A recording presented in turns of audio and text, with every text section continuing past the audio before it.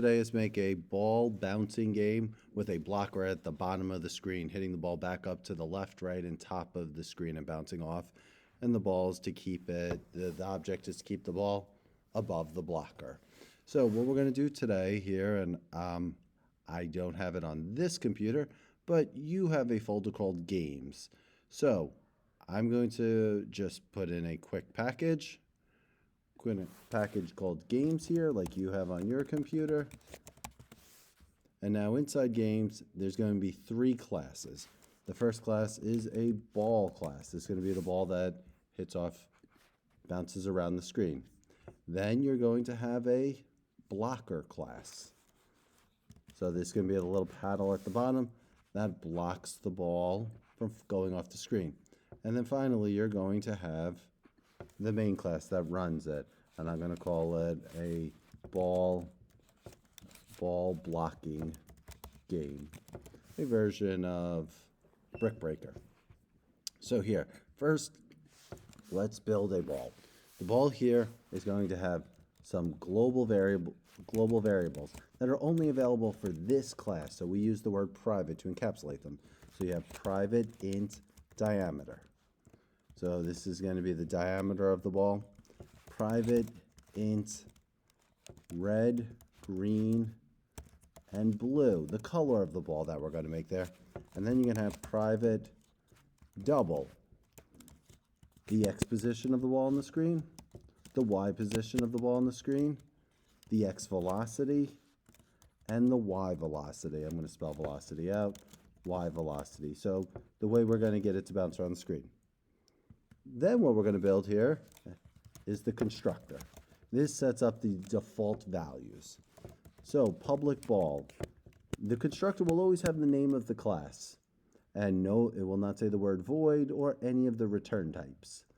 And we will make the diameter 25. Every ball we put on the screen will have a diameter of 25. The red, let's make it a random number. So remember, the numbers have to be between 0 and 255. So math.random times 255. Now green is going to be the same. So I'm just going to copy and paste. Blue will be the same. All the numbers have to be between 0 and 255. Then the X position. Where do we want the ball to show up on the screen? So what we will do here is I'll say make it in the middle-ish of the screen. And middle-ish, I mean like, let's say 300 pixels, so that's between 0 and 299 plus 100. So it's not too far to the left, so it's 100 over, and then some amount. So every time the game starts, it will start in a different position. Same thing with the Y. We're going to make the random times 300 plus 100. So it's not too far down the screen, because remember, the Y direction, it is positive as you go down. Then I'm going to start the game off. The ball is not going to be moving. 0, and the Y velocity will be 0. So that the ball is not moving when the game starts. We'll hit a key to start the game up. Now your getter methods. Here's how the other class will talk and get the information about the ball. Now, all the methods that you have up here, the red, blue, green, diameter, X position, and Y position, those will be getter methods. Recall, the diameter is an int, so you say public int, get diameter. It's going to return an integer back, and that is return diameter. Then you will do public int get red, return red. And again, red is an integer, so that's why int matches with this variable type right down here. We will keep going. Remember, we could close up these methods so not everything goes as far down on the screen. Public int get green. And then we'll return green. And then same thing, public int get blue. So there will be the colors and the diameter, return blue. So there's our first parts. Okay, so now we have a ball that may have some color, has a diameter. Now we need to have a position on the screen. So we'll say public double this time. It's going to return a double called get X position. It's still getter. We're going to send the X position back to the class ball blocking game. So what we do is we say the X position equals the X position plus the X velocity. So that's how we get the ball to move on the screen.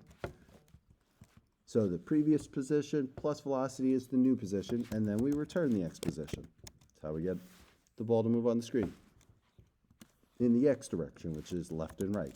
Now to get the ball to move up and down, we get the Y position. Now recall, unlike math class, Y is positive going down the screen. So we always have to be aware of that. Now, instead of saying Y position equals Y position plus Y velocity, remember what you can do is you can do plus equals Y velocity. That is the same, it's the same idea of what I wrote in get the X position, except for it's one less typing piece. So then you have Y position there. So now on the screen we have red, green, blue, X position, Y position. Now to the tougher part. Now this is where some of the other methods come in.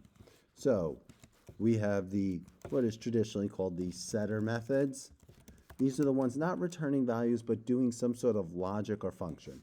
The first one I'll say is public void set X velocity. This is going to receive a number from the screen, from the class, from the main class. And I'm going to put here int value. It's going to send over some sort of value. Now the X velocity is equal to value times X velocity. Now to switch it, that is where it is a negative number. So when this value is negative, it will switch the X direction. Instead of going left, it will go right. I will say if the X position is less than 20, if somehow it's off the left side of the screen, I'm going to say put it back on the screen at pixel 21. So this will switch, line 51 will switch the velocity, will switch the direction. Now if it's on the left side of the screen, I'll put it back at pixel 21 and send it to the right. If it's on the left side of the screen, and when I haven't built the screen yet, but I'm going to say, let's say 765. If it's going to the right, and I switch the velocity with line 51, I'm going to put the ball back on the screen at position 764. So this will take care of switching the X direction for the ball. Then, public void set Y velocity. Same thing, int value. I'm going to send over a negative number when I want it to switch directions. So I will say Y velocity. And what you can do is times equals value. That's the same thing, saving a little bit of typing there. And what I will say is, because I'm only bouncing off the top, the ball's only bouncing off top. If Y position is less than 20, then Y position equals 21.